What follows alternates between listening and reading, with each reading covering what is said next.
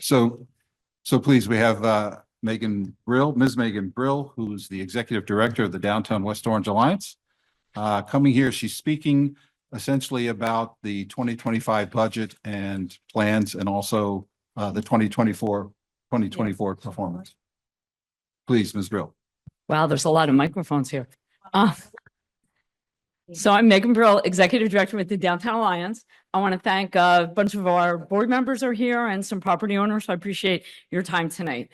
Our 2025 budget is the same as last year's budget. We have 135 in assessment.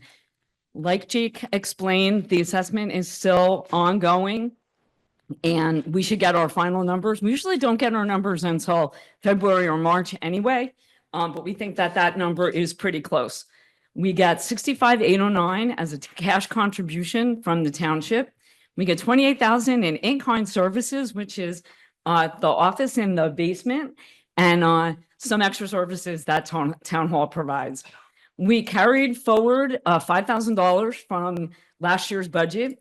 We are planning a winter fundraiser, a winter event and a fall fundraiser. We had plans a harvest festival that got canceled last year because of the weather. So then built into this budget is an additional 30,000 in fundraising that primarily comes from the street fair, holiday open house, a little bit from restaurant week, and a couple of the downtown Thursday events. And then lastly, we rounded out with $20,000 that is shared between Downtown Alliance and Pleasant Valley Productions. It was community support money that I believe is on the rec line. So that's built into this budget. And then we have about $100 in interest income. So our expenses coming into this year, and I used the graph and I added the colors to kind of show where the increases and decreases are. So in total office operations, we are raising that line by $12,500. The net amount is $114,500. That includes a $5,000 raise for Amy McCampbell, who's our social media coordinator. I requested that the board provide a raise to her, and they agreed. And the other $10,000 is split between a $5,000 raise for me and $5,000 towards my health benefits. So how that'll work out in the future is if a raise gets made, a percent of my salary, it's on 65, not 70. So the 5,000 will stay as a share towards my health insurance every year. Okay, in-kind services is the same that it was. We're going to spend economic development. We have 2 new board members that are on economic development. We have Darren Nurse, who's a realtor with Jordan Barris, and Rich Groves is coming back on our board, which we're excited about. So they collectively are really working the property owners, really giving some attention to the landlords that need a little help in finding better tenants. Insurance and professional services, 5,000. It's pretty much been that for the last several years. Marketing and promotion, we reduced that item by 7,500, and that primarily was the marketing firm that we had hired. Traditionally, we started paying them like 30 grand a year, and after the first 2 years, we really kind of whittled away at that number. And then with the impact of Amy being around, she does our newsletter, our social media, and she keeps up with all of the promotions that all of our businesses are doing. So that means that there's less money that's coming into that we need Suasion or a marketing firm to do. So that's a 7,500 less. Organization is 6,600. That pays for the operation of what we do within the board. Visual improvement is also a reduction of $5,000. That specifically is going to get made up in grants that we received, and it'll be for buying planters and flowers and new banners and different things that we were pre-approved from by the state of New Jersey in a grant. I'm going to keep going, okay, unless you guys have questions. Okay, so some of our highlights that happened this year, we had some really great Downtown Thursday events. We had our street fair. which that is actually a picture from the top of Edison Lofts, which is pretty crazy how big it is, makes me nervous seeing all of that. But we had, record attendance, record sold out vendors, really fun day. Lots of, 5,000-6,000 people came to West Orange that day. Washington Street. Wait, Joe, it's going the wrong way. Yep, I'm sorry. Okay, Washington Street improvement. I have to get the little thing there. Okay, so that's the project that we've been involved in with engineering and the State Transportation Authority. It's going to absolutely redefine Washington Street. It'll stretch almost the whole street by the time phase 1 and phase 2 are done. There's going to be rain gardens in there. There's going to be a whole new streetscape, a whole new bump outs for pedestrian safety, which is going to make that Washington Street is not very walkable. So that entire project, which is about $800,000 or $900,000 in improvements, just phase 1, is really going to impact. And we're excited. We saw plans. We had a meeting. There's going to be another meeting so folks can see more of the plans. But we're excited. The only down part of that is it's not going to kick in until like 2026. But we are excited about what that improvement is really going to do. And it talks about how long it takes to get Fed money into your township. This is one of our new businesses on Washington Street, Hibera. She has fabulous clothing, accessories, jewelry, all kinds of stuff. We did a ribbon cutting, and we are especially excited because she's one of the new 5 retailers downtown. One of our weaknesses within our business inventory is we don't have a lot of retail. And this is one of 3 right in Torrey Corner that is a new retail store. So we're excited. Gorgeous pocketbooks. Right, gorgeous pocketbook that Michelle bought for Christmas time. All right, so this is our other development project. There's not a lot of there's not a lot of land available within downtown. Our vacancy rate hovered around 4% all year long. Walgreens went out and one of the other hair salons went out, and that jumped our vacancy rate up to 6.5, which made me nervous because I don't like it being over 4. But what I wanted to talk about is this project. This is Northfield Avenue. It's like right when you come off of 280. It's already set to be redeveloped into 11 apartments. They hopefully will be breaking ground anytime now, but it's going to definitely change the entranceway to Main Street. So that's one of the projects that's going. The other project that is also pre-approved is the Welland Hotel. It's picking up, this is the hotel property, and then there's the 2 stores that are right next door to it. All of that, again, went through planning and has design plans ready to go to put like 12 apartments there. And they're going to build up over, they're not changing the height of the Welland Hotel, but they are changing, they're going to build all this up to meet that top peak. The plans look really great. The owner is one of the property owners that owns more than one property downtown, which is pretty exciting that we have a few folks that own a bunch of different places. The third property is the Rite Aid building. So now the family that owns this building also owns the Benji Strip. So it goes this way. And they want to redevelop the whole thing. They would buy everything in St. Mark's Square if they could, and they have great plans. But I wanted to throw in our budget presentation because having people that live downtown support downtown, and that's definitely the future of having a really efficient and effective Main Street corridor. The other new property that just came in is Walgreens. Sadly, corporate closed the store. Not sure why. And we did hear that they're looking to buy the rest of that block. And if they buy the rest of that block, there's going to be real big development happening on a good like 6 acres right there. So it butts up, it's from Main Street all the way back to almost the Powell Field, like halfway up Irwin. So it's, again, an investment. Folks are looking to invest in our downtown, and that makes us excited. And it's definitely something that, we want to support more of. And when you look at our vacancy rate hovering around 5, that's not game-changing amount of land. You know, if somebody's not going to be able to come in and transform the way Main Street looks. The transformation really happens at Barton Press when we build a movie studio. So that is all that. Okay, I think it's important that you know that the Downtown Alliance participates in all of these committees, and we sit on their boards. We're at meetings all the time. A bunch of us attend anything that we get to, that we get invited to, and we regularly attend these meetings weekly and monthly.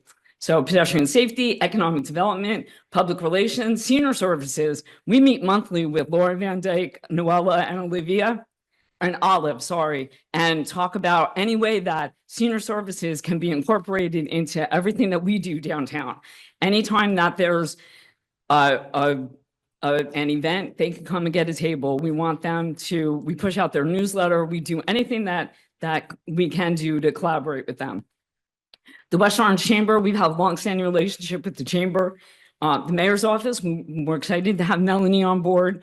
We're working on helping the town with a newsletter that they're nailing social media. They're nailing, you know, being able to push out information over Facebook and Instagram, but we're missing population by not doing a newsletter.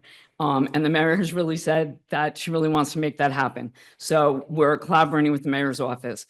We work with the Department of Rec on, you know, key events throughout the year, and the public library. They are big players in our street fair always. Okay, initiatives. I'm not going to talk about all the initiatives that we have. The budget presentation will be online, so you can look at it later. But some of the key areas, we're continuing the Bright Ideas Academy.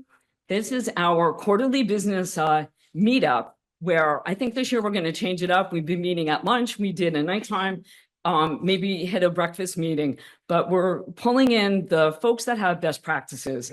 And NJEDA, NJBAC, Sustainable New Jersey, all of those organizations have great programs and provide great benefit to our business owners. We also have, and this is one of the areas of focus for us, property owner outreach and engagement. We know the 5 or 6 stores that are vacant now. What we don't know is who's planning to sell, or somebody coming in to buy something that isn't on our list of vacancies. When we have great relationship with our property owners, we get that intel. And if they're looking to sell, or they're wanting to rent to somebody new, we have that intel and we can meet folks up. And we're hoping that we can expand that. We need to get tons more email addresses for all of our property owners. And a really neat stat about that is we have 45 property owners that own their building and have their store there. Like John McAvoy, who is in Florida, he apologizes for not being here. He's been in that building for 44 years. And he has had a store there in 44 years. O'Hara Electric, Willman's Auto Body, you know, all those stores, there's lots of really great buy-in. And I think the number is like 25 other people live in West Orange and then own property downtown. So they're not empty, you know, not empty landlords. There are people that care about the township. So we're hoping to expand that outreach program. And then the other thing that we're excited about is the parking study. We should be hearing from Dynamic Traffic about, they studied downtown and then all the way into the valley. And we really need some help with identifying better parking, figuring out what fees should be charged, you know, all of that, from capital expense to meters to, you know, where we can pick up parking, where we can make one ways, take away one ways. I know Zaddy Beth loves one ways. But we're excited about that because it's going to have direct impact on the corridor. So we've been involved. Thank you to engineering for including us from day one in those meetings. And we're looking forward to hearing that report very soon. And then there's a bunch of other stuff that we have 4 committees that constantly are working together to do all these things. Me and Amy kind of, you know, are the heads of things, but it really does branch out, and a lot of other people help us get stuff done. Okay, grants. There's been a lot of talk about grants, and Michelle reminded me, excuse me, that this is like a phenomenon that's happened since COVID. We used to never get any grants. Main Street, New Jersey now gives money to to their townships. You have to fill out a crazy application and you have to do a ton of work in order to document that you deserve the money. But we were able to get two grants that we actually did with the tourism division that the township got. So the Welcome to West Orange video and our mini selfie campaign that's still ongoing are two initiatives that the township received all of the money. And then the two that downtown got were a $33,000 grant that was funded in 23 and 24. And it was the butterfly. And I actually have another slide that I'll show you before I'm done about what Imagination Alley really looks like and how excited we are about that. Actually, let me go to that right now.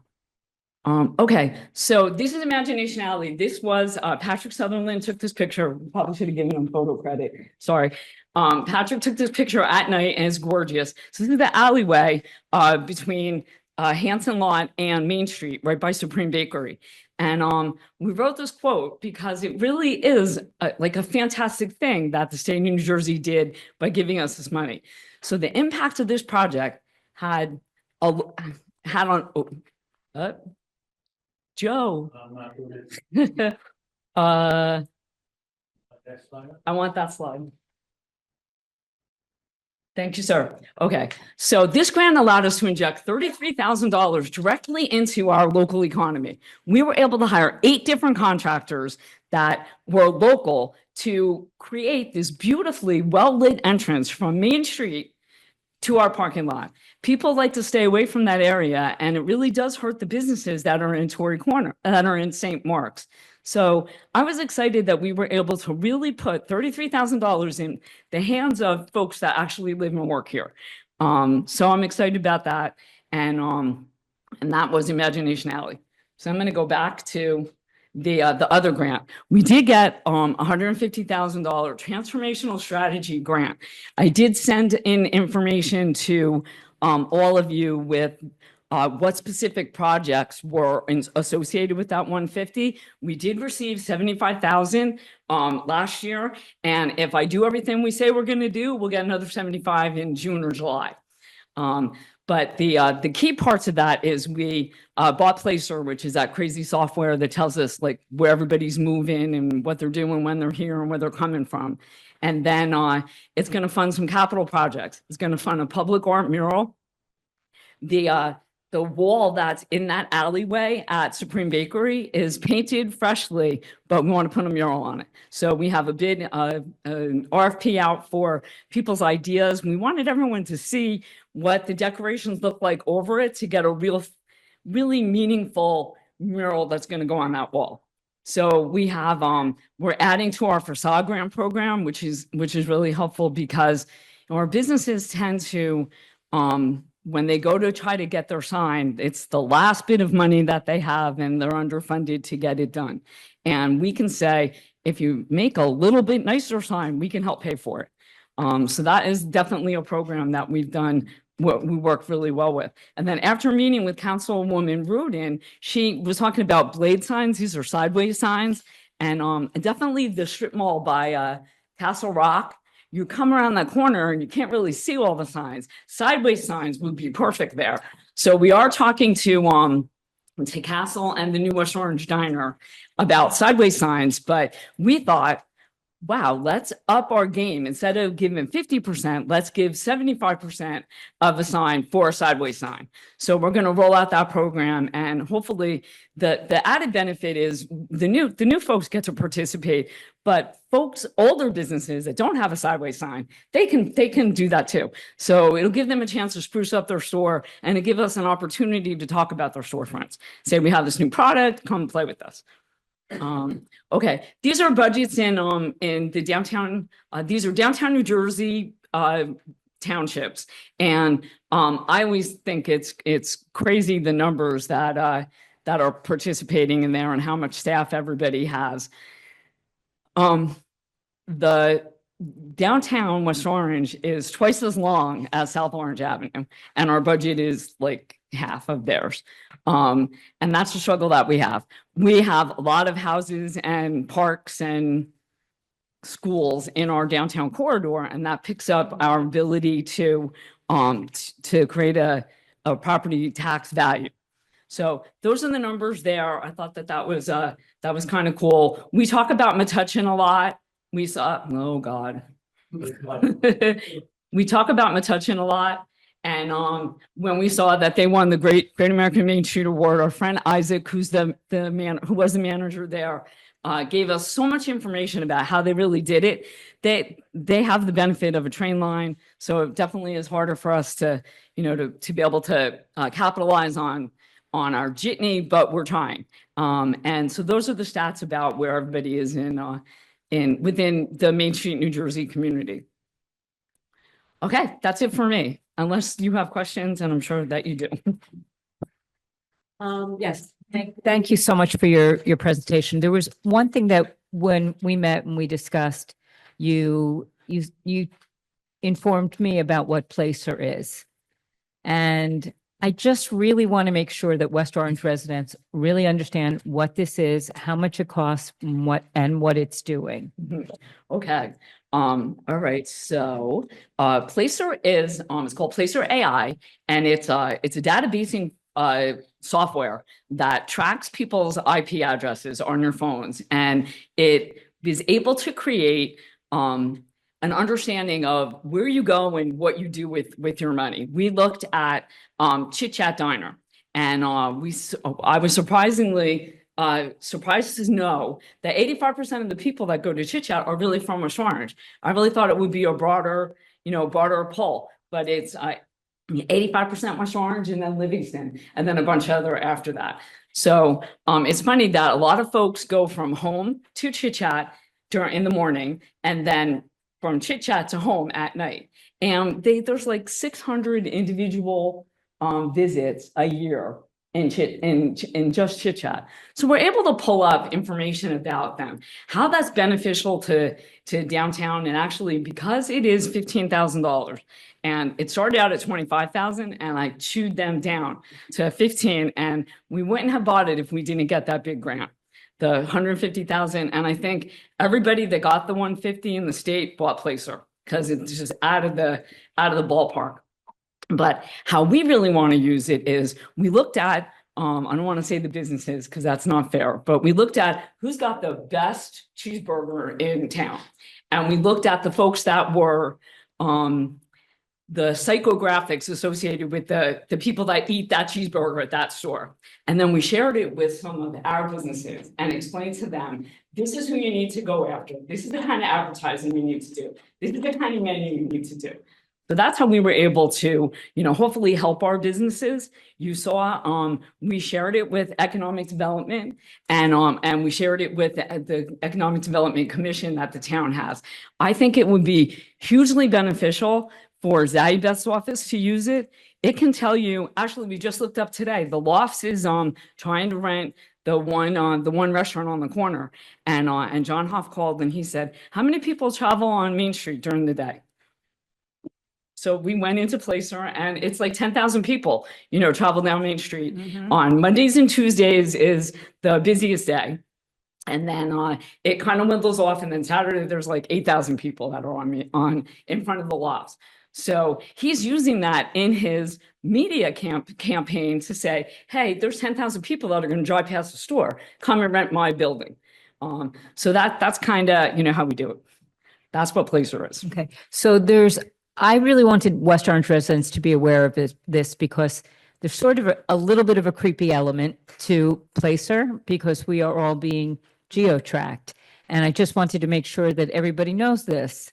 Is that right? Right. So they don't know that it's Joyce Rubin. They know that this lady goes to this place and this is the kind of things that she buys. And this is how many times she frequents it. And this is the route that you take. We actually looked at, because I really wanted the town to pay for it. So I looked at Rock Spring Golf Club. And the thing that I saw about Rock Spring that was really interesting, and it was during COVID or like right after COVID, and the club was like rocking. People were going 2-3 times a week there. But what we saw in Placer, it tells you that the people that frequent Rock Spring also go to this golf course and they also go to this Top Golf. So if we or Kemper wanted to advertise to people, they would go to Springfield and the route that they take, put a billboard there to say, come to Rock Spring Golf Course. You know, we got it all going on. So it's that kind of stuff. It doesn't know exactly it's you, but it knows your characteristics. It's really neat data. What It's definitely the what cutting edge. characteristics does it know about me? I probably would have to look up. I mean, it knows where you would frequent. So we looked at Walter Bauman's. We were at, oh, yes. All right, come on. Yeah, Is that okay? Have, Darren's one of my board members and he knows Placer really well. Sure. So let me explain something about to you. Yeah. Oh, I thought I heard the echo. I was just. maybe you should come up here with Meg. Yeah. Yeah, no, he should, You Joe, want to come here? Yeah, it doesn't matter. It's probably easier to just stay there if that's. It doesn't. It's getting crowded. So listen, this is what you need to understand about Placer. It's not anything to freak out anybody. If you use a credit card, you have what is called a digital footprint. You having a digital footprint is going to tell you where you spend money, how you spend money, how much money you spend. What Placer does in place of that is tell you where people are going and how they spending their money. So for instance, if you live in West Orange and you go to Chit Chat, you use that card there. If you go to Short Hills Mall, it's going to track you using that card at Short Hills Mall. So it's just your digital footprint following you wherever you go, and you use either your credit card or your debit card. So with that, it also tells you as traffic flows, where the traffic is coming off at, right? Where most of the traffic is coming off at. Is it following your phone or is your license plate? It's not It's your your license IP plate, address. it's not your phone, it's your digital footprint. It's the IP address. Right, it's your digital footprint is your credit card, your debit card, right? If your phone is connected to your debit or your credit card, then and we happen to follow your phone. So wherever you have that connected to, that's how it follows. It's not anything to make anyone feel like they're being creeped out or they're being tracked or traced or anything like that. It's more or less to track how people are spending and where they're spending their money. What we're trying to do is we're trying to get people in West Orange to spend money in West Orange. How do you know that the people live in West Orange? I understand tracking the digital footprint, but how do you know that that person also lives in West Orange? Your credit card, your debit card. It has But how do you know where they live? Your Well, I credit card, your debit card, where you get your billing receipts. address, your Well, billing I think address. that what we asked No, that what question I'm because when saying, we first yeah. looked at Placer, Ron Raymond was really creeped out about the security side of things. And it wasn't until like the second or third salesman, actually sales lady, really explained that to me. So what she was trying to say is that by the amount of time you're spending in one place, so 8 hours at one time, that's how they know where you're living and where you're coming from, the times of day. It's difficult for us to get stats on the Lofts building because of the residents there. So you need to spend a certain amount of time in the footprint. So what we really want to do is say, who's at Dose? But we can't really, Dose is the pharmacy that's in there. We can't really say who's there because it's getting mirrored with Other the residents. folks that are upstairs. So the data isn't perfect. You definitely need to, look at it and analyze it. But we could pull up and say, there's 5,000 people in St. Cloud, and the sidewalks over there, see 5,000 people. But in Gregory, there's 8,000 people that see those sidewalks. So if we have to choose between St. Cloud and Gregory, we're going to get a better bang for our buck in Gregory because there's 8,000 people that use that sidewalk. So it just gives us good matrix for making better decisions about everything that we do. I think it's important to understand. Could you just Placer identify yourself Oh, again, Seth, I'm just sorry. so we know? I'm Seth Weisler. I'm also on the board, of the Downtown West Orange Alliance. We subscribe to this service who collects data. There's several other companies out there that do the same thing as Placer for multiple towns, companies, things like that, to know where people go, what they shop, the profiles and all these things. So we just subscribe to it to better understand what's actually happening in our town, giving a resource to be used by different entities to be able to have a factual basis to say, okay, this is kind of what we need. This is where we want to go. If we all went to a store in Short Hills Mall and you walk in that store and, oh, on your phone pops up an ad, that's your digital footprint Yeah. being tracked by that store. They're using an outside third-party service. So we didn't engage a service to track West Orange residents. We engaged a service who's tracking this people in general across the So- country, not just in West Orange. not I just in- really want to understand. So you're tracking our shopping, but you also, We are Placer. but you also know where we live because our credit cards came home with us? So those are companies out there that track digital footprints and create data. And there are people who can subscribe to that and buy those services to do that. So when you say we're not tracking, West Orange is not tracking, it's Placer and other companies like Placer that tracks Tech people's companies. digital footprints. Right. And the information that you're getting from Placer, do they sell that information about? No.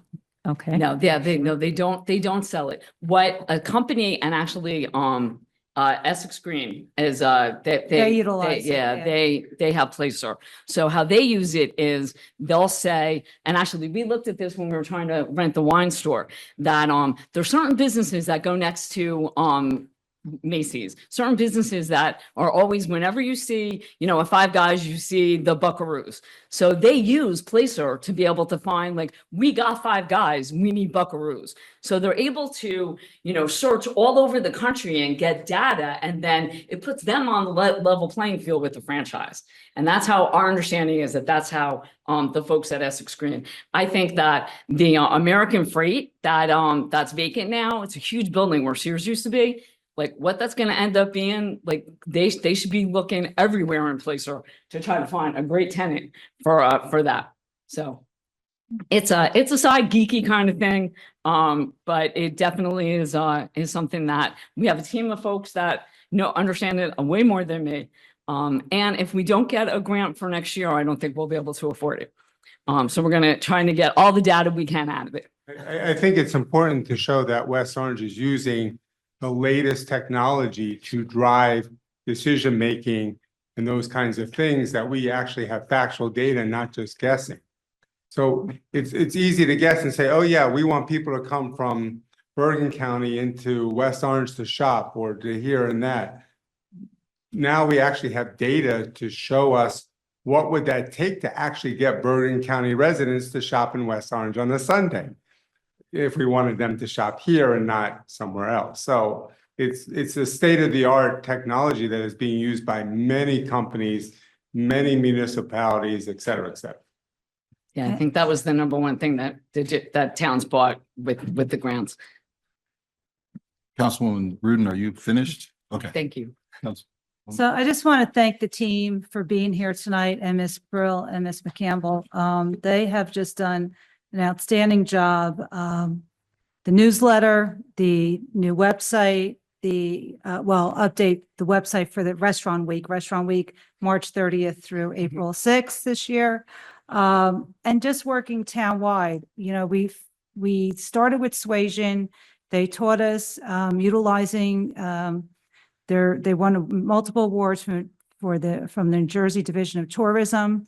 We have the zoo, we have the museum, we have the golf course. We have tens of thousands, not 100,000 people coming here each and every year, but how to keep them here, dine and shop here. And now we have this data system that we could track exactly where they're coming from. We have some great success stories. Nicholas Anthony, they received a Yelp review that was nationwide. And we're teaching also our business owners to track where your clientele is coming from. So so you could tap into that, so they know that they have people coming out of the region. Our big challenge at the downtown is getting support and getting the redevelopment projects done. You saw there's some opportunities here. We had earlier, as Mr. Mann's still here, 80 Main Street has a new owner. He's been very engaged and renovating that building, that site. and has been in contact with us. And so, you know, we need the support because we get people to come. They've done an outstanding job of getting people to Main Street all summer long with Downtown Thursdays. People come down, but then they come visit and, you know, this is what's here. Is there anything else? And getting people excited to let them know there's more to come. So that's going to have to be our job. I hope we could help pass their budget this evening. I hope we could help focus on the areas that we need to focus. So they could be self-sustaining. That only happens if there's major redevelopment and up the assessments in that area to help them to support themselves. But I want to thank them. They've done an outstanding job. They work really hard and our group is growing and there's more and more volunteers. I want to thank also the high school. Our Mountaineers have been coming down to help us at all our events. You know, we had 6,000 people to the street fair in June. It's a big event. We were never before in New Jersey a tourism magazine. And we are now. We are featured in multiple magazines. And I, you know, also want to thank Mr. Fagan too for his promotion when he helps us out. But a lot of work has gone into this, and I appreciate Ms. Brill making herself available. I hope everybody's questions and documents, you know, that you received. You know, if you have anything else you need, she's available. So thank you for being available. Thank you. If I could just follow up, Councilwoman. Sure. You were talking about the people who come to downtown that you guys can attract and get downtown. And Yeah. and then in some Yeah. cases, they say, In some Say, spots, what they else is say, there to what do else down is here? like more, But- yes, more stores, retail, restaurants. So, and we know all this. These are our challenges and that's what we strive to plug in those holes. right. That's what I was going to ask you. What is the data that you have that tells you that you're attracting people downtown? And what else does that data say? I'm thinking about, does Placer give you that? Well, Well, now, I- Give you that now it information. does. Definitely, we pulled street fair data off of Placer, so we Yeah. knew you know, the peak hours and how many people were there. So I think that was like 2.5 hours from like 12 to 3 or something. So we were able to get that kind of numbers. We could pull data on Downtown Thursdays, the Hispanic night, which was like a really big hit. We could pull that. But I think what we're really finding is, and I tend to attract a lot of realtors. There's like they're all realtors that we say sets not realtors, sorry. But what we find is that the people that they're selling houses to are coming from, you know, Brooklyn and New York, and they're buying in, you know, in a town that they have a walkable downtown. Yeah. So our social media, we're getting tons of Hits. likes and hooks and all kinds of response. Folks come down and then they're like, this is the event. So, you know, we have a really great, you know, food truck and games and cool bands and all that stuff. And from 5 to 8, it's great. And then what do? You know, if we're in Eagle Rock, they can walk over to all the restaurants that are there, but there isn't a great restaurant assortment in Torrey Corner. You know, if they were shopping, you could do a little bit of that in Torrey. But, you know, when we do St. Mark's, folks want to hang out at Benji's and they pick up cupcakes at Supreme. So it's that kind of stuff. So really what we're saying is meeting the people that come there. And I love when there are people that I don't know. I lived here all my life, so I know everybody. And because of their friends and the people that we're attracting on our social media and newsletters, we're getting new folks that actually care about and are supporting downtown. And that's exciting for us. Parking's an issue, and that's where the Lando lot hopefully will be on the capital budget next week. And that lot, you know, the basketball court needs to be removed. So we've had businesses that have not survived because of the lack of parking in that area. And so I hope, you know, that we could get information for you early enough so you can understand what's going on there. The federal grant that's coming in, unfortunately, it's taken 3 years to get here. But when, you know, we have great potential for Washington Street and Torrey Corner and to spread. But again, it's all about planning. It's all about consulting. You know, the downtown has their role and they do a great job on what they need to do, but that's only so much. There's a lot of work that we're going to need to help assist them. And I know you spent some time with Ms. Brill, and I thank you for that and for all your support for my colleagues. So I just want to say that I think that all of your work would benefit if we had an in-house town planner I would agree. who you could work with and help, give a strategic plan that you can help carry out. I understand. I just wanted to make a plug for the planner. thanks. So some of you remember when I was here on the council the first time, and so you pretty much are used to what questions I ask. And I just want to hone in on the comment that we're drawing people downtown with all of your events. But what I'm really asking for is, what does the data and what does the data analysis show you about all of these different events? How many people do you seem to bring down compared to a similar day where there isn't an event? So you can get a Right, delta so- on Yeah. what might be. Right. That's Well, what I'm saying, because it would be very helpful to me for you to put up your 10 biggest events and then see the Yeah. actual data of what's there and what the delta is. And so we can get a better feel for the progress, the actual achievement. You have a lot of great marketing and PDFs and that sort of thing, and it all looks good, but how is it moving the needle? And that's why I was asking about the Yeah. data. So we absolutely need to get you on Placer, right? So Amy, tomorrow we're gonna send a note. We just got a new rep and we meet like every 2 weeks and they teach us all about Placer. So that'll give you a log on and then you can go and mess around and, figure out your own stuff. But the one stat that jumps out at me about what you said is that we doubled our downtown Thursdays, and there was one Thursday that we didn't have an event, and we pulled up, what was going on that Thursday. And there was a 25% drop in the people that were downtown because we did not have that event. And I was like, crap, we have to do like 8 more next year now because it brings people downtown. They they need something to go to. And so that was one thing that jumped out at us, but there's tons of different like numbers in there that you would love it. But to his point, and the point that we, in our challenges, and we get frustrated with is, yes, they're coming to the events, but are they coming back the next day? And no, that's not always the case. Mhm. And that's because of the inventory of businesses that are there. And that's why the downtown and has been wanting us to pass certain ordinances. So we just don't have the same kind of businesses. And there's various, I don't want to take the whole meeting. No, we have a lot of meeting tonight.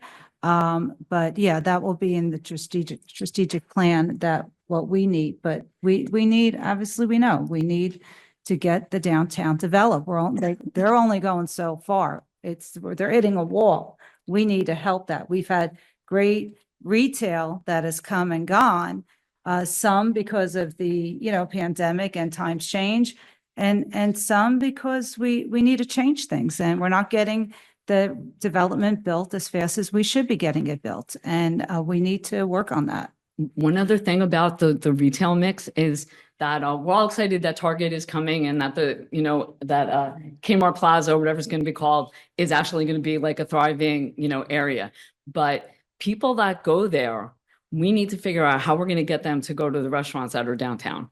And that is something that we need a strategic plan about. We were just talking about it when we were like formulating, all of the budget notes. And while I was really excited about having Target in our town, it's really going to benefit us.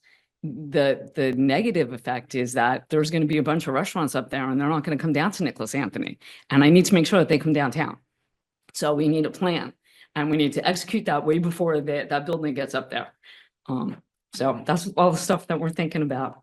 So just to follow up, I want to keep on this. I appreciate your offer for me to come play with Placer. I don't think that's my role. You've got multiple people here who know what the heck Well, Placer is, but that's for you. what would be nice is if you gave us a chart or a table that showed, your top 10 events, how many people you could track, and what the delta is for a time period when you don't have that event, so we can see the traffic. Because I have always thought that our challenge, that the Alliance's challenge is chicken or the egg, right? You need to get people down there who will spend the money, and you gotta get places down there that people want to spend Wanna the come money. Spend the money too. And so you've got chicken or the egg, which is going to come first? And it's a difficult nut to crack. I mean, we're sitting here. I don't know how long the Alliance has been there, but it's been there since before my time. So at least 15 years. And so I'm just trying to get harder data so we could see, meaning the people up here on the dais that influence part of your budget, we just want to see progress for the money that we're spending. So that's why I was asking. It'd be great if you could just give me that table, give us the table and chart so we get a. It's great. And actually Seth wants to say something, but Yeah, just- what really is helpful is having great appointments to our board. Councilwoman Scarpa has Seth. I'm an eye for talent. Yes, we really could use 2 more appointments to round out our board. We have a tremendous amount of work to do. That's really hard for us to do with this limited team. Without speaking on behalf, but as a board member, and from what I've seen the last couple of months is the Downtown Alliance is doing their part, and that's getting people downtown. Sustaining it is everyone else's part. So yes, we can show you numbers. This is how many year over year we've gotten downtown. I mean, just look at when we do the street fair, how many more people have come? That's your answer. And I'm trying just to simplify it. We really don't need a computer to tell us that. But what we need to do is sustain that. And without the appointments, without being the economic development board moving forward, without certain ordinances, we cannot sustain it. We can get people downtown, but the question is, we're just the beginning of the thread, not the end. And we need everybody's collaboration to bring it to the end and to keep people downtown. That's really, I think we're doing our part. This budget is a small budget compared to other towns. We can say, oh, they're doing this, they're doing this, but they have stronger and better collaboration and less bottlenecks. And that's what we're hearing from our professionals too. Yeah, I have a question for the realtors on the board. What would it take to get more retailers, small retailers with maybe more interesting shops that people would want to shop in our downtown? So this is the issue, right? And it's not really the issue. So speaking, because I do reach out to retailers day by day. I reached out to one realty, and this was a big brand. And to their word specific, West Orange is not on their radar as far as business wise, because it doesn't serve an interest to them, right? Even though they do know about the population, they do know about the income demographics, all those different things. But because we're not built up a certain way, it's not an attraction for them. Now, what happened is, what you have to look at is this: you want to attract retailers, and you may want to attract individual small businesses. And I spoke about this before. One of the ways you attract individual small businesses, you need to have either a medium brand or a big brand that could bring the people down there. And those brands itself is what keep people there to look at those other businesses. Unless we're able to develop and do that, right? This is our difficulty. And that's one of the things in which Seth just spoke about to help answer your question about. It's not about getting the people there, it's about keeping the people there. Because if they're not continuously coming back, then it goes back to being what it was. So those are the things that has to be done. So when it comes to the retailers, you have to have something in place where it looks attractive enough for the retailers. One of the things that I'm just saying, this is on myself, is lighting. Lighting is a very big issue when you go downtown.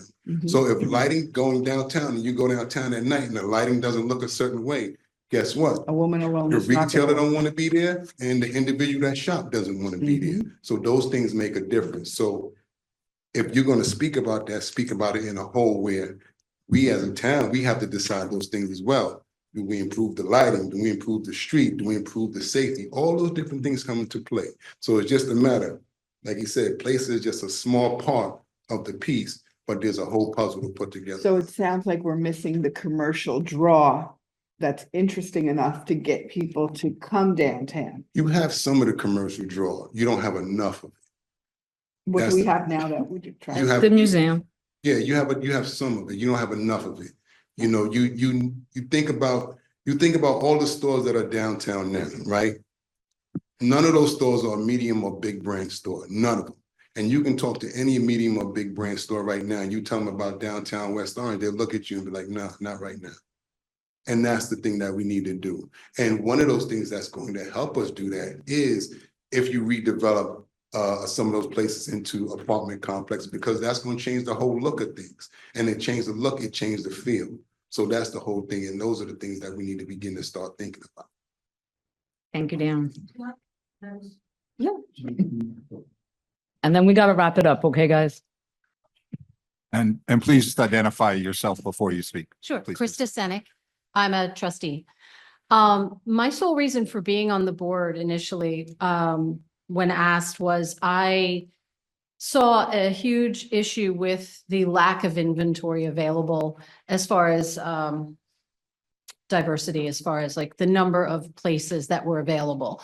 So you'd have restaurant, nail salon, hair salon, nail salon, liquor store, restaurant, hair salon, nail salon, liquor store. It just keeps going, right? And What a so for motive. every restaurant or every business that's not a hair salon, nail salon, or liquor store, people go there, they see it, they see the other things around there, and they move on. Because they don't feel the need to stay. Oh, that was a good meal, but I don't want to be next to this, walking by these liquor stores, or I don't want to do. And so my whole thing was, we need an ordinance to eliminate or control these other stores and these other businesses. We're not saying we want to eliminate these people from having their livelihood, but we need to find a way where if people are coming, if a business is leaving, so if a hair salon is leaving, it potentially should not be replaced with a hair salon, because we're running into that same problem over and over again. So the real issue for me and for what I'm hearing from my clients and from other people is just that. They don't want to go down. They don't want to walk by those places. Well, that sounds like an easy thing to fix. I think we could put that ordinance together and get that going right away. Well, if we have support for it, we haven't had support. Well, we'll have to First get pass. this, we'll have to rally the support for that, because I think it sounds like that's something that is urgent. It's something where the council can have a serious effect and can get to work. Sounds good. Yeah, we didn't take that ordinance lightly. I was not excited about telling people who they can rent their property to, but we really hope that organically landlords would find somebody other than a hair, nail, and beauty salon.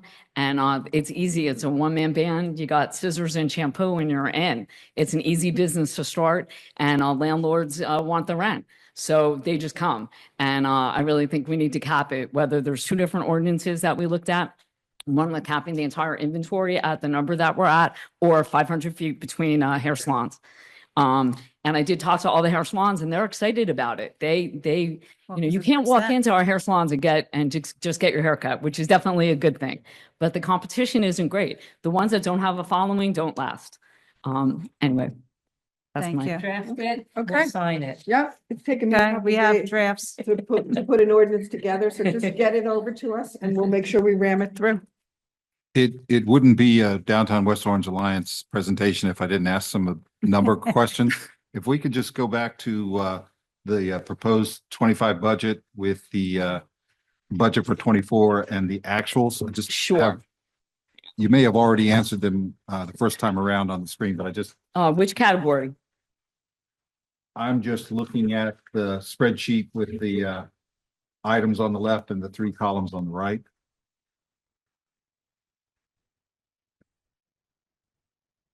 You mean budget, the spreadsheet? Yes, Okay, yeah, that's what I have. So like economic development, revenue, which part? yeah, on the second line, it says township contribution cash. Was budgeted last year for 65,809, and the actual was 60,809. I'm just wondering what the difference was on that. Yeah, in part, it was the influx of the new CFO from our old CFO.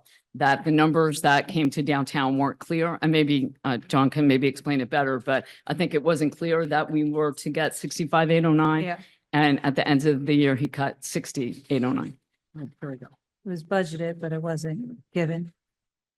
So I paid as what was budgeted, what was adopted by the former council back in 2024. So if there was a discussion in the budget process earlier on in 2024 about what it should have been,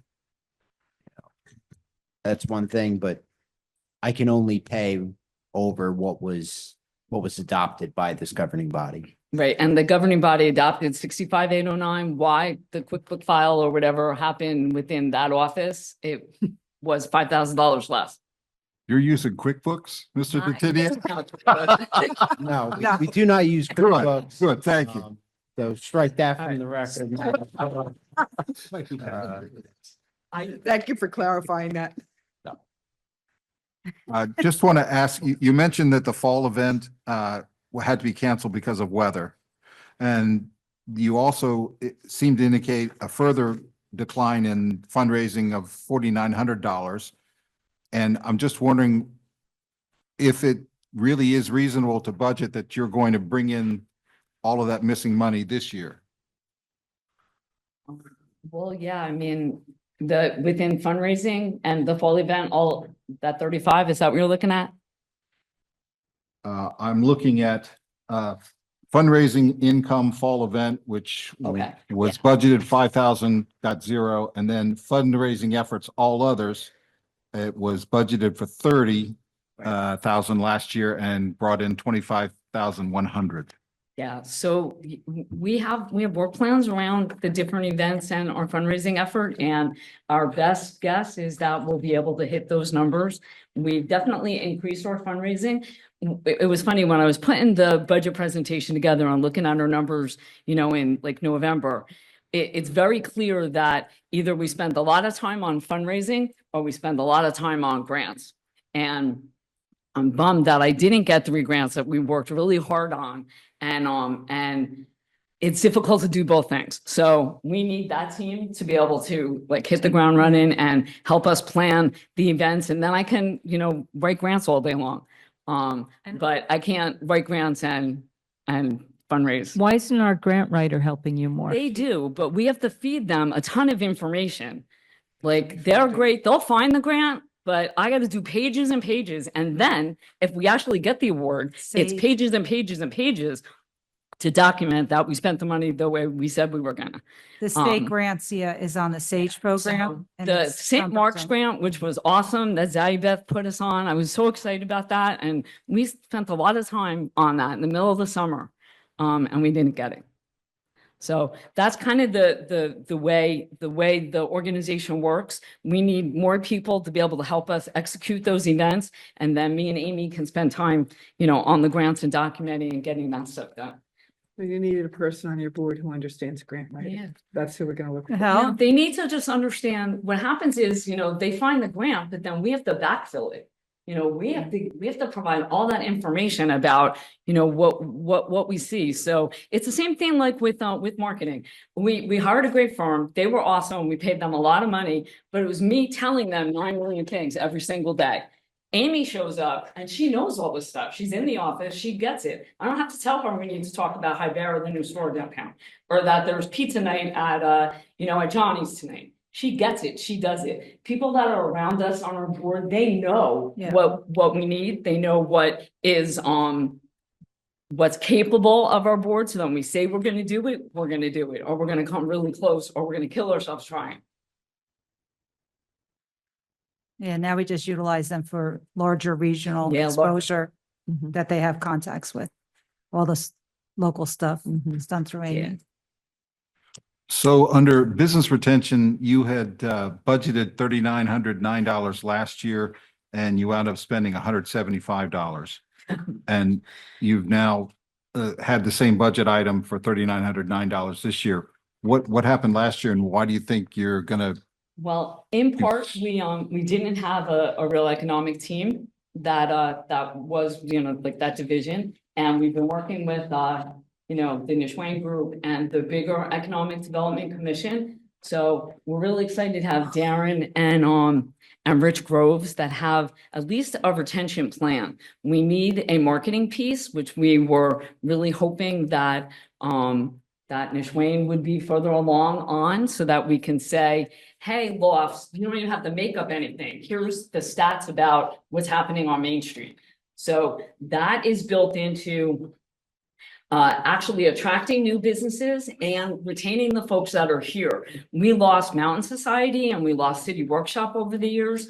Those are two big hits for us. And retention is just as important as attracting the new guys. When we get somebody really great that's downtown and they close, it's heartbreaking to us. You know, we invest a lot in those kinds of businesses and there needs to be a plan. And that's that line item, economic development. What has Nishwayne done to help you? They've done a lot. They've been able to participate and actually we're getting a written report from them. But they spent all summer looking at meeting with our businesses and finding out all about them. So we actually need 3 ordinances out of Nishwayne, out of planning, out of legal. We need a vacancy ordinance. We need the blocking of or capping of hair, nail, or beauty salons, and we need a parking variance ordinance. You know, everything that goes through planning and zoning gets a variance. Everything. And we're killing development by making sure that 1.8 cars is in every apartment that is never going to have a car in it. So those are 3 things that with the help of Nishwayne or economic development or planning and legal that we can. I'd like to see that on our agenda for the next meeting. Well, I don't know Those if we can get it ordinances. done there, but how about this quarter? No, I think we need to give no more than 30 You got your days. capital, hopefully. What happened with the mayor's 5K run? So, all right, so that came by, so we had originally it was the ovarian cancer ladies that we ran with. And the run cost us about, Karen was like one of the big runners there. The run cost us about $8,000 or $9,000 to pull off between blocking Main Street, everything that needs to support a run like that. And then they got rid of their national chair. So we tried to pick up another charity. We did ALS around Jack, around a bunch of folks that are suffering from ALS, but they didn't pull in the numbers for us. We need 600-700 people running downtown and fundraising around a really great cause in order to spend $8,000 or $9,000. So we tried 2 years in a row, and until I get a great organization, although Karen did hook us up with St. Barnabas, the 360 program, I did just have a call with them again. Hopefully the ball's in their court, we'll take them on.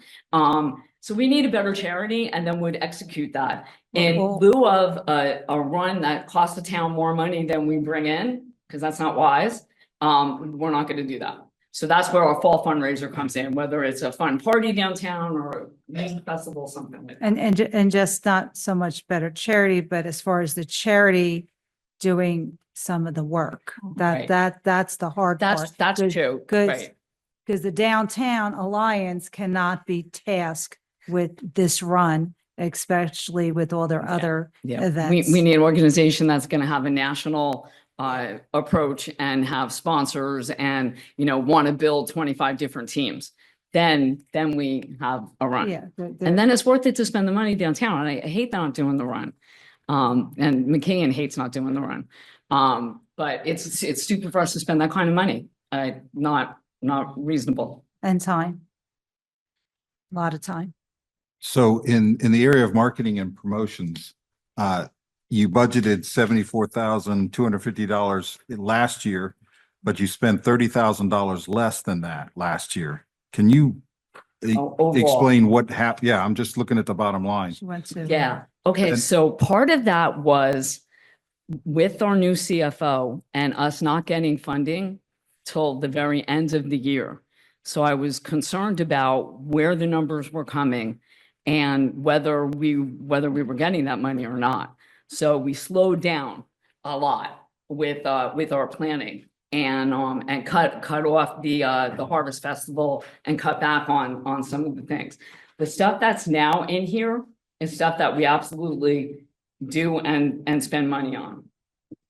The big change is in, the holiday open house. I put more money in because we have, we're going back to the bazaar as like a fundraiser. The marketing team, we're really hoping that the movie studio will be something that we can really talk about to everyone in the planet, and we're gonna need their help to do that. So that'll be a more Yeah, press we're release gonna if need that Swayze happens. more. But that's pretty much it, Joe. I just slowed down because I wasn't sure where the assessment was less than what we had projected. We didn't get the 20,000, that was community house money. So that wasn't there. So when you compare this to really what we brought in, our actual that we got is a lot less than what we projected. It's almost like a wash. Mr. Tatiniak. So, I started in the middle of September.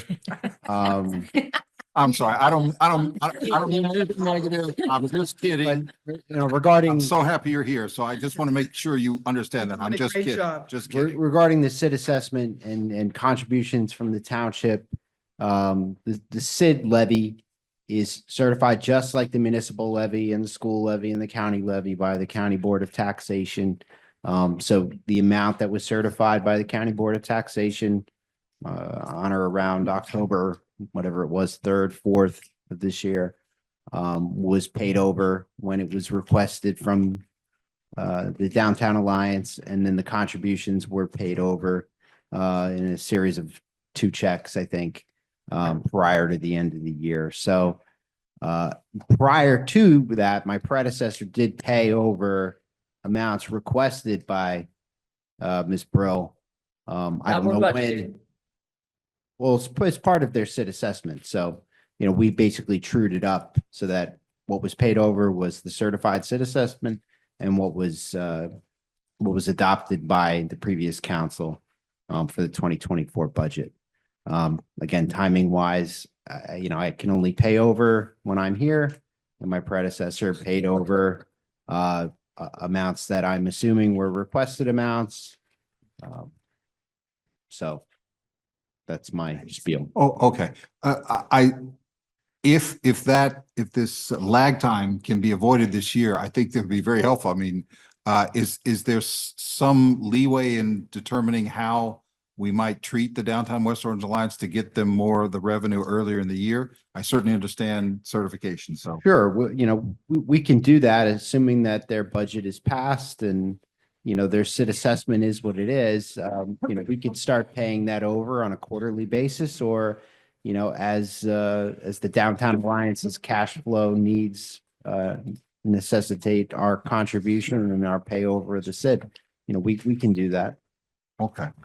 Could you just keep the council up to date with however you guys work out?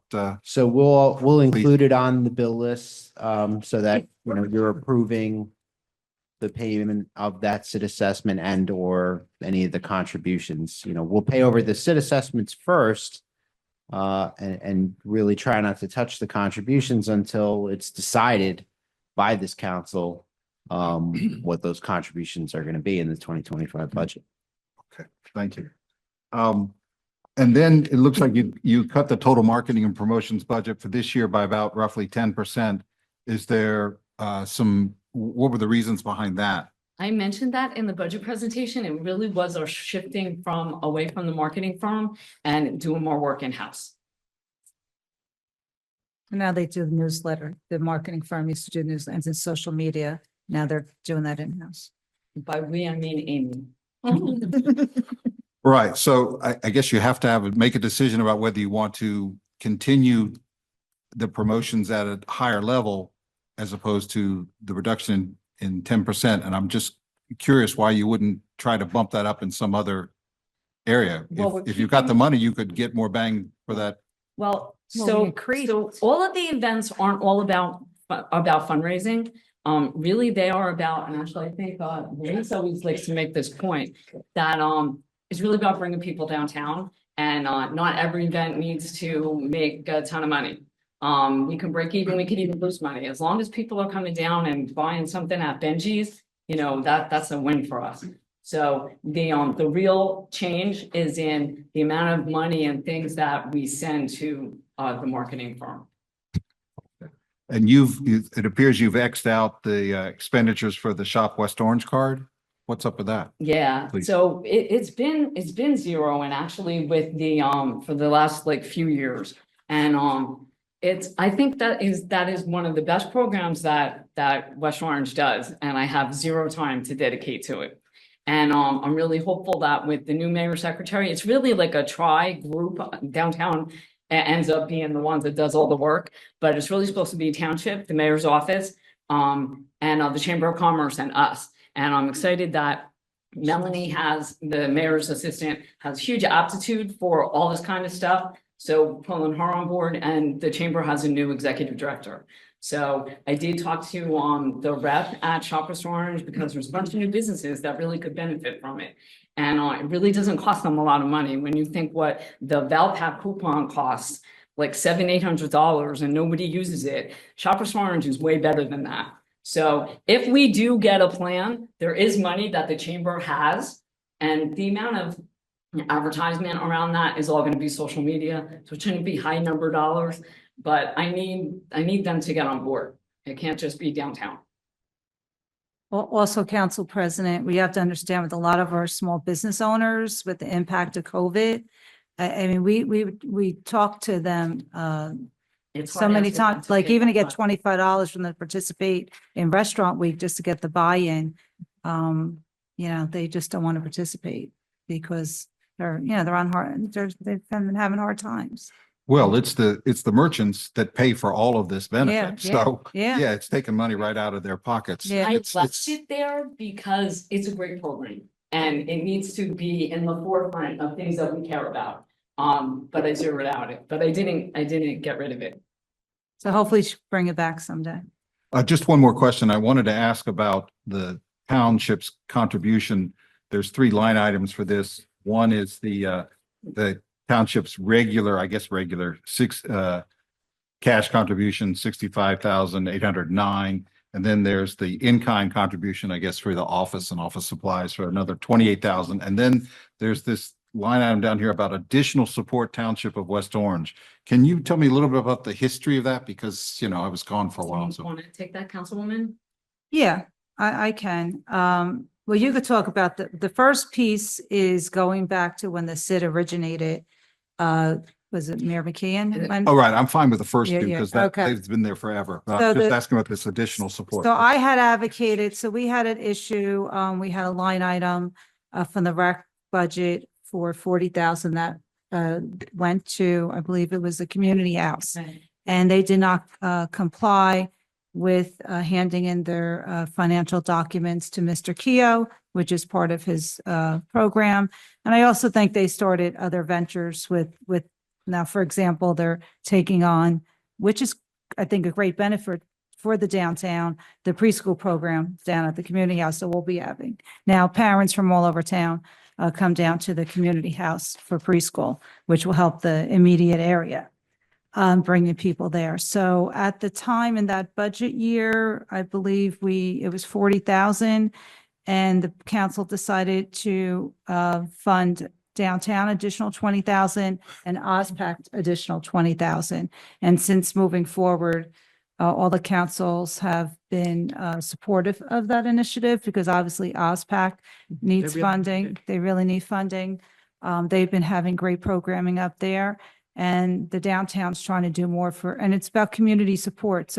So these events, yes, they're to help our business owners, but they're also to be there to support the community, especially in this areas. And that's why I always encourage, if you could get to any of our downtown New Jersey seminars and learn a lot about the whole organization. And the reason why we go to these seminars is also, it's a little gold star for us, why she's getting the grant awards, and she drags me there because they like to see elected officials come. So, but it's great learning. You learn a lot, you really do. And one day we hope to get the neighborhood preservation program grant, which is a tough one to get. We applied once. It was a lot of work. And we're waiting for that to come available That again, is but it's a game-changing. $150,000 grant. So, So just one more question, we'll move on. sure. How long is this $20,000 extra, not extra, additional support? We approve it every year. So if you feel, I think it was two other years and we didn't get it this year. We didn't put in for it this year. no, we did approve it. I don't know why we didn't get it. I think because It a was resolution supposed to be a wasn't done. resolution Yes, that that's why came you didn't get through. it. I know you guys approved that Yeah. whole budget and it was money that was coming. I believe that OSPAC, who OSPAC greatly got it. needs that, Yeah. that it's coming for there and it's it get hits here, but it's for last year. We didn't put the resolution forth, this year. But you Um, weren't supposed to put the ours- resolution supposed to Right, come yeah, from the administration fu- was. the administration. was supposed to- So, is the community house not getting any money? No, because they did not comply with the requirements. All the organizations that get Wasn't this- that several years ago that they Yeah, didn't yeah, comply? Yeah, But are they still? Yeah, don't They they need never- funding as well? no, they're getting funding through the school district. Okay. A lot of funding through the school district. Any more questions from the council? Nice, simple one. Yes, Can you, please. Councilwoman. please place, all the documents you gave us in this presentation on the website for folks? I said that, yeah. Okay, thank you. I very much appreciate answering so many questions and I love that my board was actually able to. Yeah, You know, thank you yeah, all for thank you all for coming. Usually it's a great all board. me talking and Yeah, they're a great team. absolutely.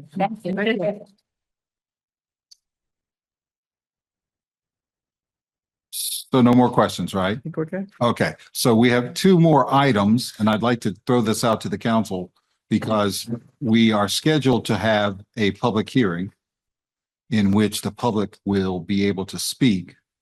But I also understand that maybe there's still some documents or data that council wants. Is that still going on or do we have everything we need to move forward with the public hearing and then a potential vote on the budget? I sent everything that I was requested to send. Okay, well, it's not a matter of, Mhm.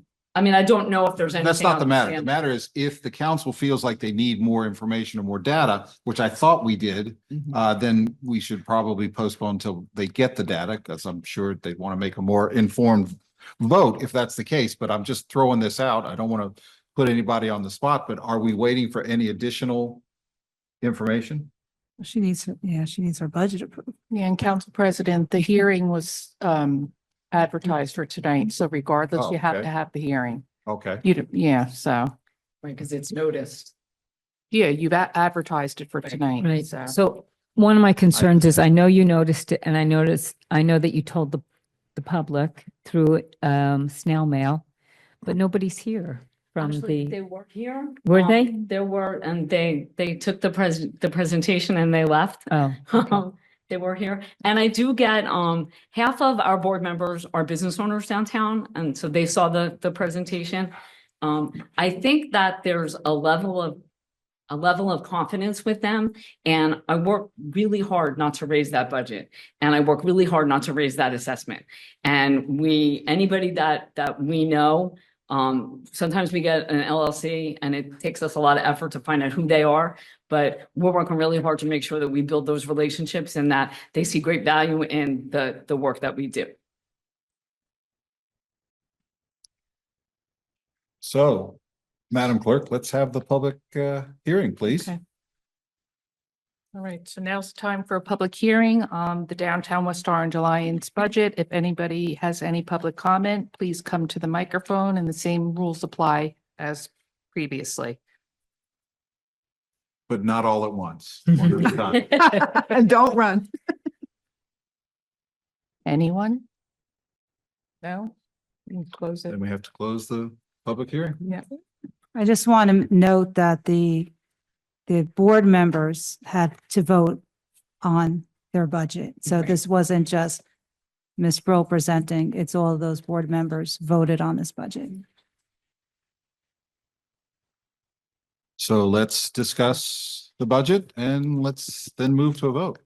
Does anybody want to discuss? I have to say this, I'm trying to keep in mind what a serious budget issues we face this year.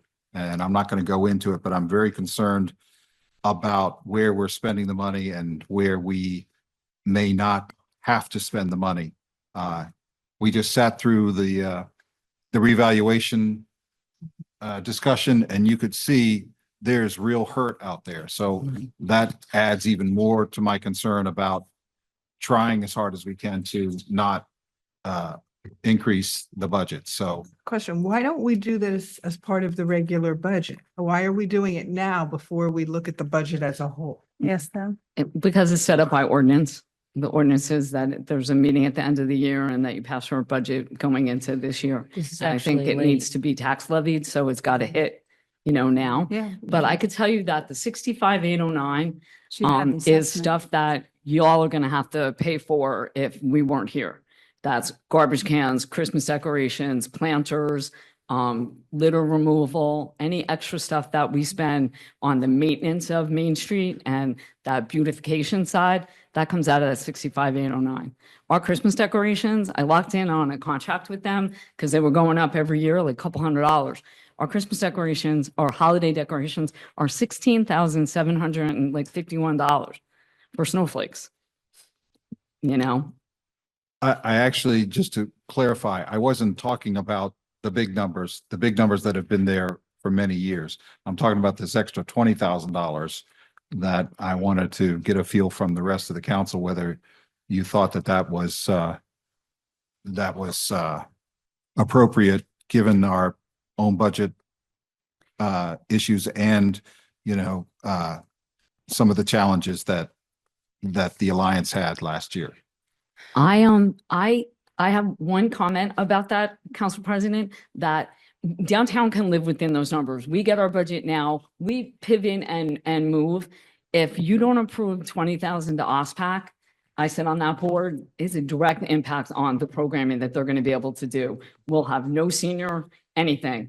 Any of the senior shows that we did are happening. Our main stage musical, which is going to be Jesus Christ Superstar, can't happen. I saw those budget numbers. They need that 20,000. But if you want to, downtown will pivot and we'll eliminate something or do something different with our 20,000. But defending OSPAC, I think, is really important. And they do a great job. And that's huge community, support that I think that they need. Yes, Ms. Brill, you're a tremendous advocate, not only for the Alliance, but also for OSPAC. But I think at this point. I'm going to sit down. Yes, please.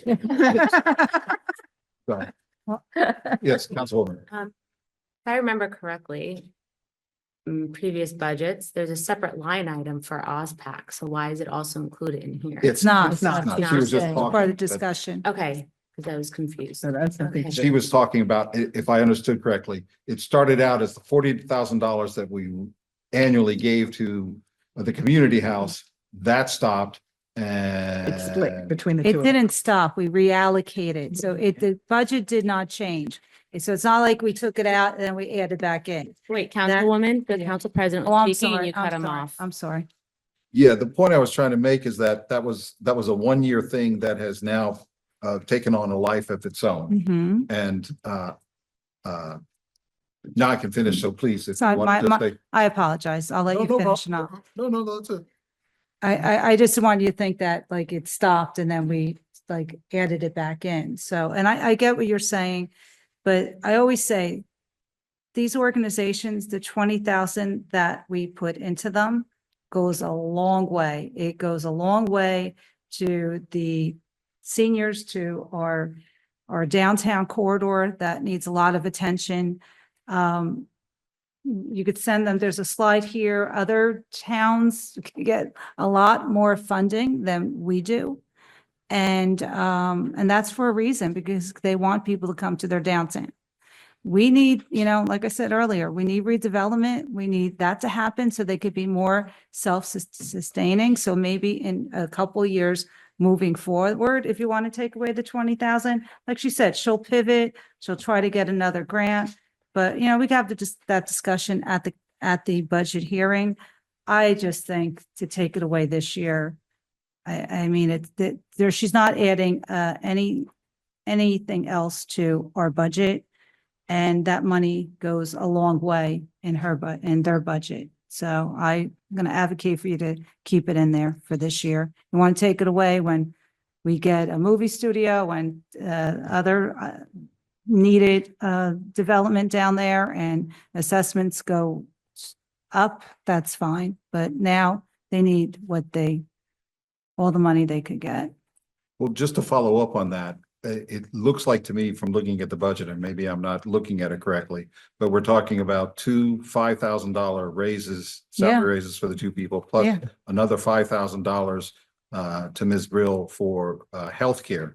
So it seems to me that they are spending money that is adding to the budget. So I'm just trying to And she- assimilate all of that. Sure. And she doesn't advocate for herself when she hasn't taken a raise in like 5 years. And I've been 7 years. I've been telling her, and her board wanted her to take that raise, which she didn't want to take. So here's the issue, Councilman and my colleagues.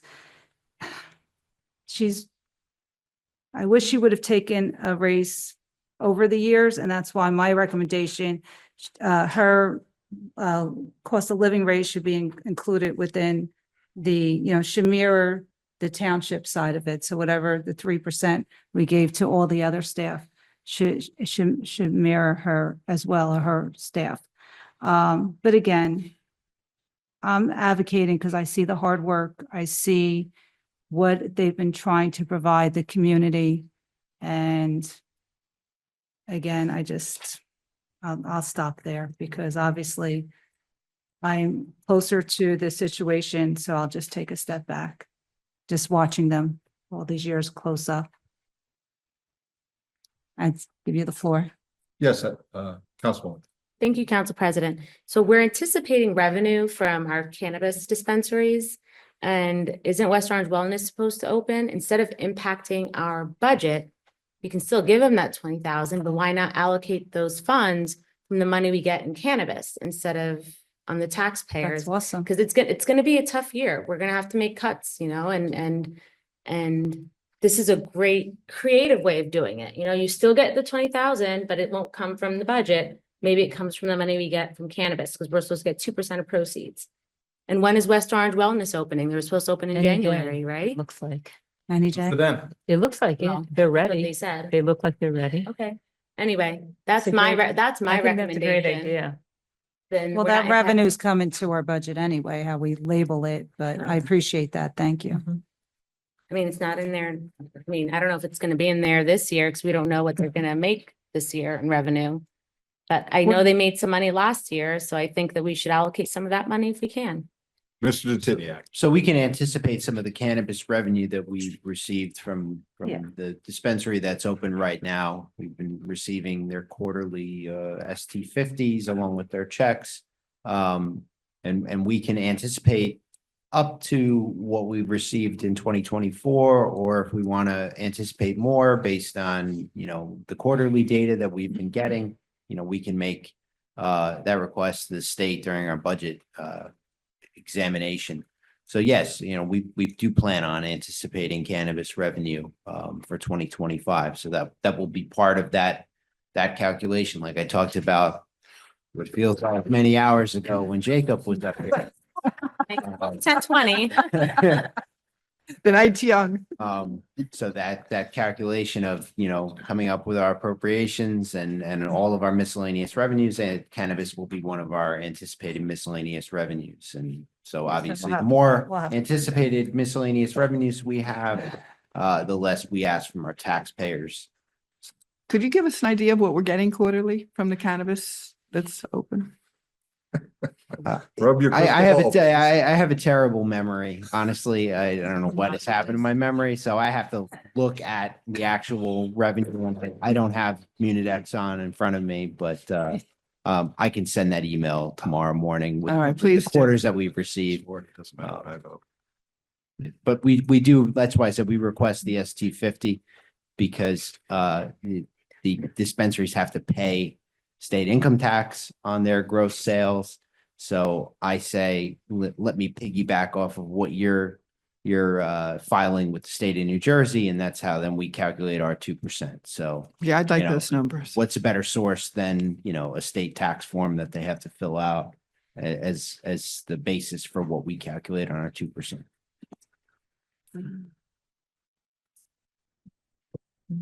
Okay. Are we ready to take a vote? That's what I'm supposed to say. Yeah. If I was a decent council president. I'm trying to roll this along. Are we finished discussing these issues? Is my recommendation something the council is open to? If that's the case, we should make a motion to remove the 20,000. If I heard you correctly, This is her budget, not ours. yeah, we need to vote on her budget, or Yeah. the Her Alliance budget. budget tonight. So my question to you all would be, how comfortable would you be, make the decision, take the extra $20,000 out with the prospect that Back in later. that we could put it back in later if we decide to, because we will have a much better Yeah. idea Once we do of the what the budget. challenges we're facing. And by the way, Mr. Deniak said we will be getting the budget sometime in February, maybe, perhaps? I'll give it to the mayor in the middle of February, and then I'm sure that then we'll start setting up our dates or date Okay. for the hearings.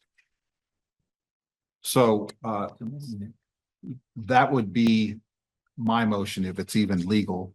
And of course, we don't have any legal Richard representation Trank is here available. tonight. Okay. So what Well, did, I would second that Is motion he on because there? that Richard Trank is my on. idea. okay, you I'm wanna- here. I'm here. Good evening, Mr. Trank. I don't know whether you heard my my suggestion. It's not yet in the form of a motion, but would there be anything improper or inappropriate if we took out the $20,000 extra that the budget requires from the township now, and then once we get deeper into our own budget, decide whether we could put some or all of that back in at some point down the line? No, other than obviously they cannot spend it. They can't allocate it and spend it until it's approved. Okay, so we could take out this 20,000 now and then decide on whether to put that back in later on in the year. Yes, again, as I understood it, this is the increases on certain line items, or this is not the OSBAC money. Yeah, we're not talking about OSBAC. I know everybody else wants to talk about OSBAC, and I'm sure that will We're come not up, there yet. but we're not there yet. Yes. So the question is, in the budget, and it was in the budget last year, but was not delivered, if that's the proper word. So it's back again in the budget this year for $20,000. Can't do your fall events, yeah. And that's what we're focused on in 2025. Yeah, no, I understand. Yeah, and you can remove it. Just, I think that vote would go first to amend it. If you would make a motion, and if there's a second, you'd make a motion to amend to remove that item and then approve the budget as amended. Okay. Thank you, Mr. Trank. So I move that we take out the $20,000. It's called the additional, I think it's called additional. Support, Well, community support from West Orange Township. and I second it. Madam Clerk? Yeah. Councilwoman Castellino, I'm going to vote yes with the full confidence that we're going to be giving it back. So I'll vote yes, because I will. be Councilwoman advocating. Geber Michael, Yes, and Coun- thank you all for compromising with this wonderful idea. Councilwoman Rudin, yes, Councilwoman Yes. Scarpa, Yes. Council President Krakowiak. Yes.